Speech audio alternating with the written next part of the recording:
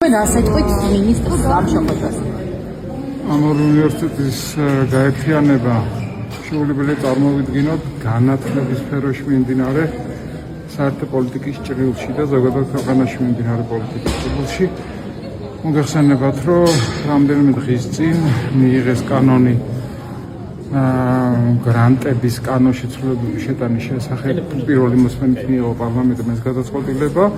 და ამ ცვლილების თანახმად ნებისმიერ თეატრს, რომელიც ცხოვრ გრანტის სახით შემოვა საქართველოში და მოხმარდება ნებისმიერ აქტივობას არის დაჯერა.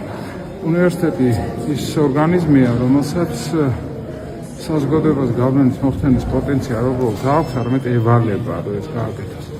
შესაბამისად, ამ პოლიტიკით ხელისუფლება ჯის უნივერსიტეტებს და მათ აცხადებს კანონგარიშად, მათ აცხადებს სამთავრობო ვერტიკალზე დაქვემდებარებულად და ეს ამ ორი უნივერსიტეტის გაერთიანება სწორედ ამ ჭრილში უნდა დავინახოთ, რომ ეს არის ამ ორ უნივერსიტეტზე, ამ ორი უნივერსიტეტის დამოუკიდებლობაზე და ავტონომიურობაზე არსებითი და ბრუტალური შეტევა და სწორედ ამის მოსაპირე.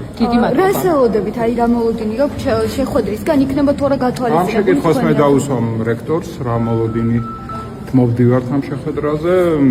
თითქოს პირველი მოსმენით ეს ცვლილება მიღებულია, მაგრამ ჩვენ გვახსოვს, ხო, უცხოური გავლენის აგენტების შესახებ კანონი ასევე პირველი მოსმენით იყო მიღებული პარლამენტში, მაგრამ ის უარყო შემდეგ შეიცვალა. ის მერე ისე დაბრუნდა სამწუხაროდ, მაგრამ ყოველ შემთხვევაში ასეთი პრეცედენტი არსებობს. ამიტომ მე მაქვს მოლოდინი, რომ შესაძლოა ეს გადაწყვეტილება შეიცვალოს. ეს მოლოდინი არ არის მაინც მყარი ან ისეთი საფუძვლიანი, მაგრამ გარკვეული მოლოდინი მაქვს.